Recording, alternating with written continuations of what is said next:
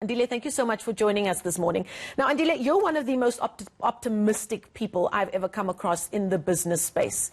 Where are your optimism levels at this stage in the year 2020? Well, to the extent, Marcel, that this is probably the single most difficult period I certainly remember in my working life. And I think that goes for many other people trying to navigate this, whether you're a professional or you're an entrepreneur. They are very low. It is a very difficult time. I think at a personal and humane level, which is probably where it should start, it's just difficult not to be human. It's difficult not to interact as we normally would. If I was at the ENTA studios right now, I'd want to hug and you and everybody else that I bump into from the industry.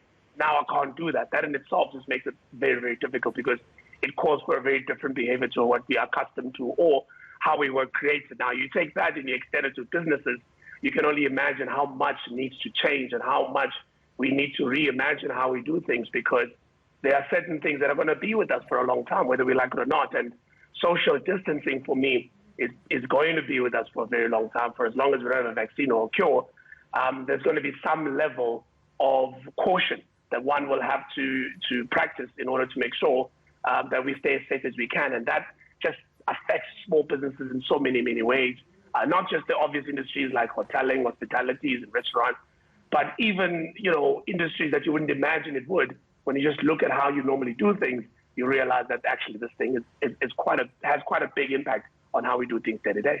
Now, Andile, you wear various hats and have done so for many years now already, but the thing that really lights your jets is the work that you do with young people, young professionals, and especially in the entrepreneurial space. And you've continued these important conversations with them during lockdown, which is probably when they need the most support right now. On your YouTube channel for I Am an Entrepreneur, you spoke recently to various businesses around the relief funds that may or may not be available. What are you hearing from them on the ground? Some of them are getting it, some can't get through the paperwork. There's so many obstacles in the way of them being able to get that much needed relief funds. What are you hearing from them? So it's a mixed bag, Marcel. On the one hand, there are entrepreneurs who've been able to access the support, which is pretty good. I'm hoping that, of course, the 200 billion guarantee from the SARB and the National Treasury that the banks will be disseminating will hopefully make it a little bit easier for banks to lend to small businesses. I do fear, of course, because generally banks aren't necessarily geared for this type of lending, especially in this type of climate.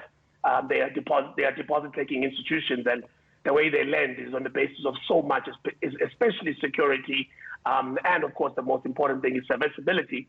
Now, in this market, you have a business that's not trading like it used to, so you have a serviceability problem.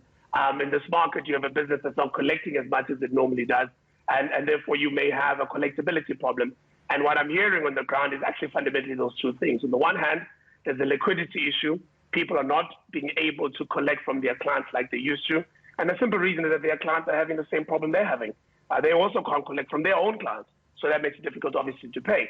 And then the second problem is a trading problem. And I actually think that's a bigger problem, where it's just, your products or your services are just no longer as in demand as they used to be. Some industries are obvious. I mean, if you look at the airline industry, a story that you guys were covering earlier on, I also had an opportunity to speak to the CEO of FlySafair.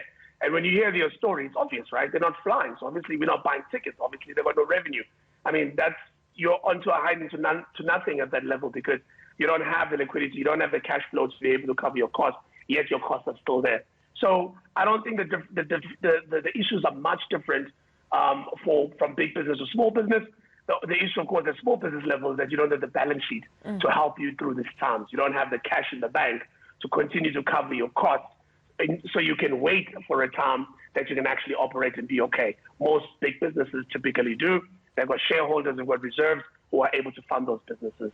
Many small businesses just don't have that kind of balance sheet. And that's why, unfortunately, Marcel, we're going to see many people be out of work and many small businesses shut down. It's just what's going to happen.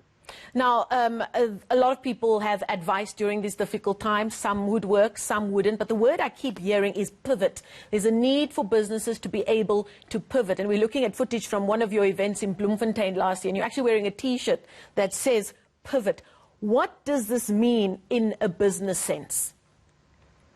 In a very basic definition, if you are in a certain line of business, and you've perhaps gone down the road in this business, you've been working hard at it, you do a particular thing, whatever it may be, but then you realize that actually, hold on, it's not working as well as I perhaps thought out it would. In fact, I've actually seen another option that I could do a similar thing, maybe a similar process, but maybe service a customer differently or sell a slightly different product or service.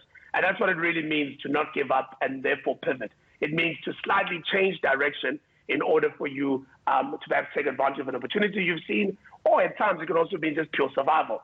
So that's why entrepreneurs will typically say, I don't give up on what I'm going to do. I don't give up on my dream of running my own business.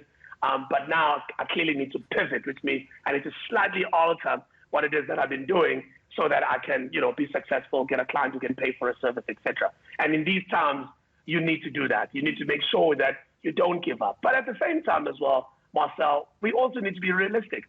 I think if there's one thing this time calls for, it's just for one to be sensible. What do I mean by sensible? I mean, just take the facts for what they are.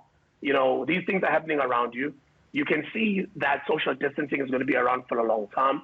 You can see the stats that get reported day in, day out, overnight here in South Africa. Thankfully, we've got all this information. You can see where it's happening in the provinces. Now we can even see where it's happening even as close to the municipalities. What do you do with the business that you're in? Are you in the kind of business that will survive this time? And if you're not, pivot. You make it sound so simple, so I'm going to leave it just at that. That's Andile Khumalo, founder of I Am an Entrepreneur. Follow him on social media. He's got a YouTube channel as well if you just want some encouragement and some advice if you're in that entrepreneurial and SMME space and are finding it very, very difficult to navigate these really tough times.